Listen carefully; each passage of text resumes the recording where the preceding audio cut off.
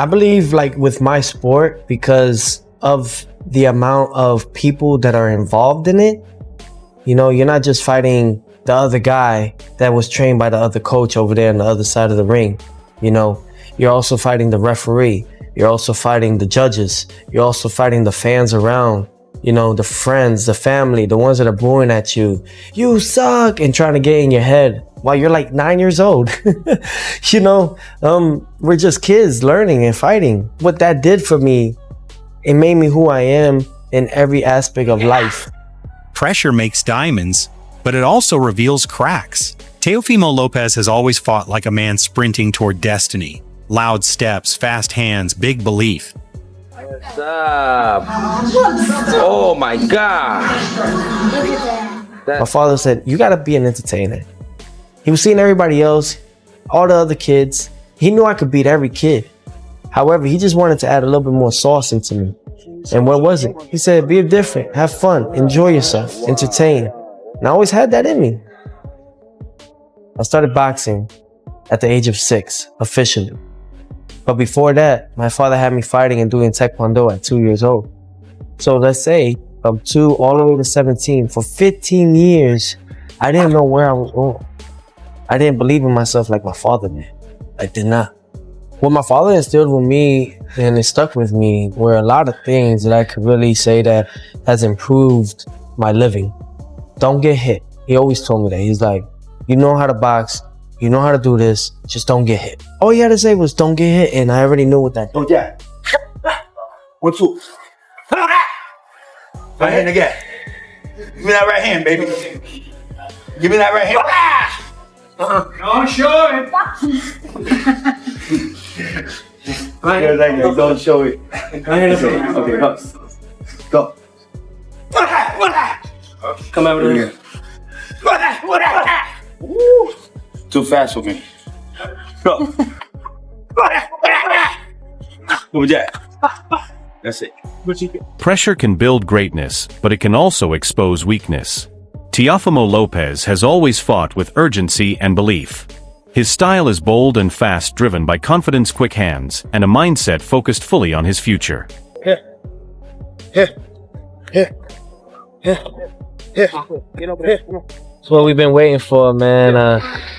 Working on drills, foot drills, hand-eye reaction, everything. You know, my guy, TA, Go Feet Formula, that's what's about to happen right now. I'm about to enter the whole matrix. That's my boy. He was the one that started. That's my boy. So like you know, we already here. Fight week is on, and we at the UFC Facility Center. I've never seen him this great since right after the Olympics when he turned pro.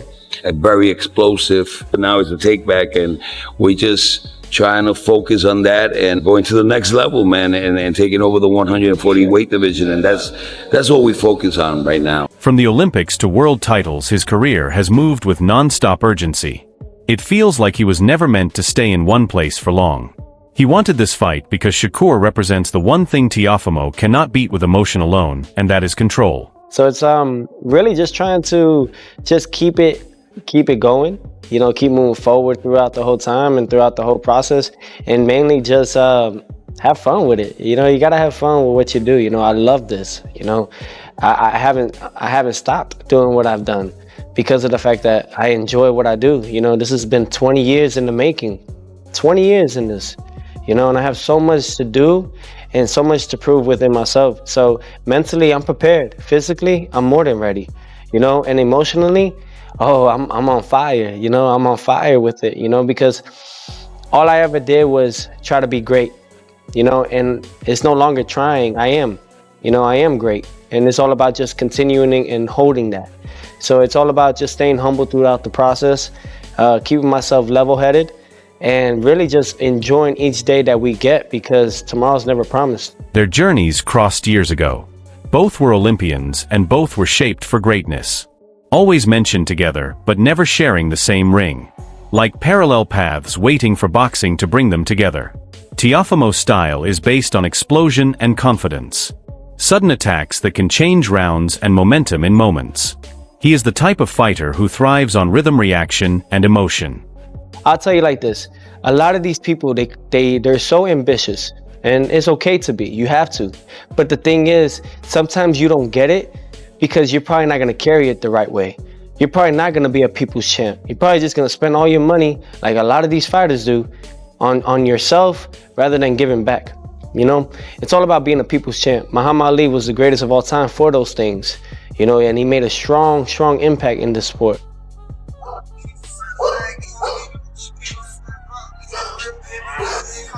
That's two. When he is on point like against Lomachenko or Josh Taylor, he looks unstoppable, sharp, creative, and daring anyone to match his pace.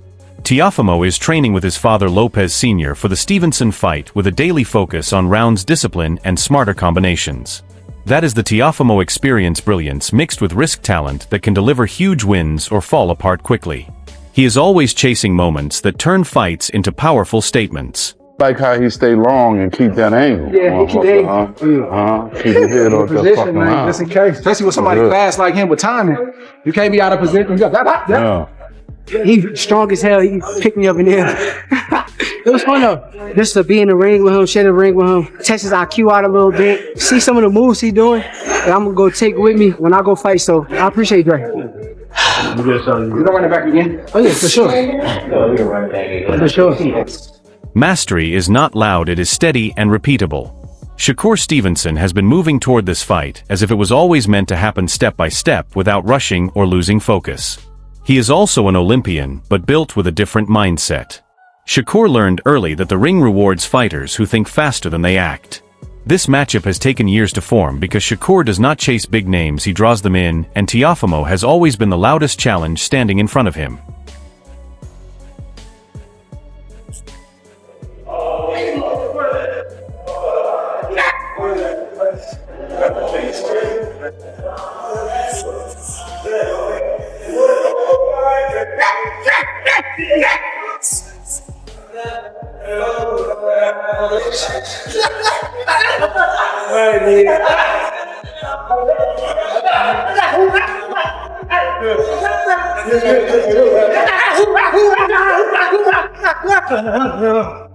Shakur style is about taking things away, slowly removing space options and confidence until opponents are left punching air and questioning their own timing. He does not fight for single moments, he fights for full minutes, building rounds with clean punches, sharp counters, and footwork that feels impossible to catch when you are forced to chase him. I was looking at It's looking bad today. That's how it's looking. Cool gonna break some. And if he don't break some shit, he gonna beat the fuck out of you. Over this. Oh. Nice. Oh.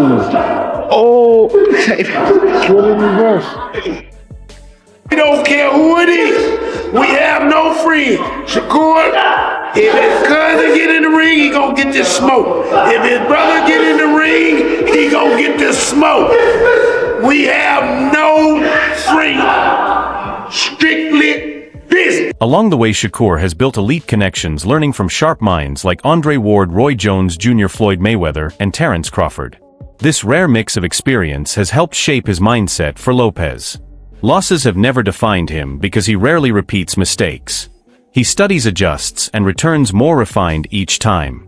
Shakur wants this fight because Teofimo represents chaos, and Shakur has built his entire identity on proving that chaos, no matter how talented, can always be figured out. If you see Shakur controlling the distance, giving him angles, keeping that fight sort of in the middle, you gotta favor Shakur. But if he's on the back foot, if he's on the ropes, I mean, that's going to give Teofimo a lot of opportunity. Tarver said this fight feels like a chess match hiding inside a brawl, and that idea makes sense. He kept returning to one clear truth. If Shakur controls distance and takes the center, he wins. If Teofimo forces fast bursts and closes space, he can change the night. Tarver also highlighted the details people forget while trading opinions, like conditioning, mental sharpness, and the everyday discipline that keeps a fighter ready. What makes Teofimo, I believe, dangerous in this fight, he throws both hands in succession. He's a combination type puncher, and that always serves well if you got a real slick defensive fighter in there. And that matters even more when rounds 9 through 11 feel like survival moments. He described Teofimo as a true combination puncher, a fighter who fires both hands together and can turn a clean exchange into a serious problem. That is why Tarver warned that Teo must apply pressure in smart spurts and not rush him blindly, or Shakur will guide him into a long, exhausting night. Like I said, could be, leaning toward becoming the face of boxing, because with Shakur being undefeated, having a big name like Teofimo Lopez on his record, he's going to have to then. Tarver even looked to the past. When Teofimo faced Lomachenko or Josh Taylor, he rose into a different fighter. So Tarver said the only version of Teo that can beat Shakur is that locked-in version, focused, ruthless, with purpose, and using his feet to get inside. But he also reminded everyone that Shakur has the skills to remain the calmer, smarter chess player. Put him in there with all these big names and see, can he beat one or two more guys and become the real fighter, the king around that 140, 147 division. It's a lot of action there, Marco. Timing counters, and now the ability to handle weight at 140. When Shakur fights like he did against Zapata, he turns into a fighter who makes others look ordinary. Bottom line for Tarver: favor the boxer if the plan works, fear the fighter if Teo takes over the night, and respect that this is a pivotal moment for both men. Shakur has the same opportunity. This is Shakur's toughest test, no doubt about it. The Williams-Zapata fight was a tough test because of the style of fight that Zapata brings, but Zapata is not the boxer that Teofimo Lopez is. It's just not even close to the same category of boxing ability, technique, skill, experience, higher level. Like, it's not even close. So Shakur is going to have to answer those questions as well. If he believes, and he does, that he's the best in the world, this is how you... And right after Tarver set up the idea that Teofimo has to be at his absolute best just to figure out Shakur, Wade Plemons steps back and reminds us why this fight matters. He simply said, this is best versus best in their prime. Boxing rarely gets that without a decade of excuses first. Wade kept stressing that it isn't about collecting belts, it's about timing. I agree.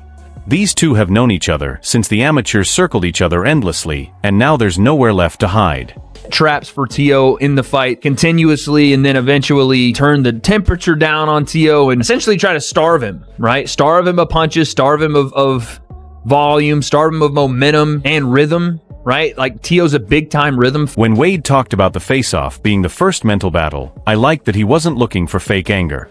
He was watching posture, eye contact, and who was directing themselves through the questions, because that's where the real fight begins. He made a strong point about Teofimo actually respecting Shakur's boxing, his movement, and his ability to control inside and outside space. That matters because fighters who dismiss opponents get embarrassed, while respectful ones prepare. Wade also challenged boxing culture, saying, "We focus too much on perfect records and shiny belts instead of who you actually beat."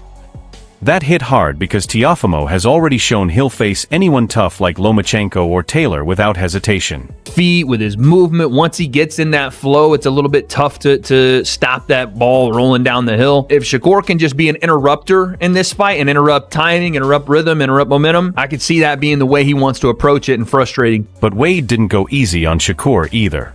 He said straight up, this is Shakur's defining moment. The fight where you don't just show greatness, you prove it against someone who can punch back and think. When he discussed the weight question, whether Shakur can handle 140, you could hear the doubt without any disrespect. This isn't theory anymore, it's a reality check. The funniest part was when Wade pointed out that styles make fights and warned against treating Zapata and Teofimo as the same challenge because that's pure boxing delusion. Wade framed it perfectly. This fight isn't about trash talk or social media hype. It's about whether Shakur's control can withstand a fighter who won't be denied and whether Teo's ambition can stay disciplined long enough to matter. That's not hype. That's pressure. And pressure always reveals the truth. You a basketball analogy. Shakur Stevenson averaged about 25 points a game, right? But every game he scored about 23, 24, 27, 28. He just have a good baseline. With Teofimo averaged about 22 points a game. Some games he only have 10, but other games he got 50. Gotcha. You understand what I'm trying to say? And right after Wade framed this as a fight about timing, ego, and who is truly ready, Breadman Edwards steps in like the calm voice in the room who's already seen this movie and knows where the twists happen. Breadman basically said, ease up on the disrespect because thinking Shakur will just walk through Teofimo is how people end up embarrassed later. He recognized what everyone can see, Shakur consistency is elite. He delivers the same level every night with no surprises or hidden risks, which is why the odds favor him. But then Breadman turned it around and reminded us why Teofimo becomes a nightmare matchup when he's fully dialed in. Athleticism plus explosiveness plus confidence can quickly turn into something truly dangerous. Is that the guys who've given Teofimo movement and the guys who've tried to that he's tried to press, he hasn't looked good. But when he's made fighters come to him and he can kind of like line them up for his counter punches a little bit better. So he's obviously a fighter that likes you to come to him more than a fighter that likes to come to you and kind of stalk you down. This fight isn't about roughing up Shakur or trying to bully him. It's about whether Teofimo can pull Shakur into his world without losing discipline. Breadman wasn't telling anyone to pick Teo. He was saying respect the ceiling because if Teo hits one of those 50-point nights, all the safe predictions go quiet fast. And it's not about looking smooth on Instagram. It's about identity under pressure. Teo chases moments, always chasing the night where chaos beats control and belief becomes force.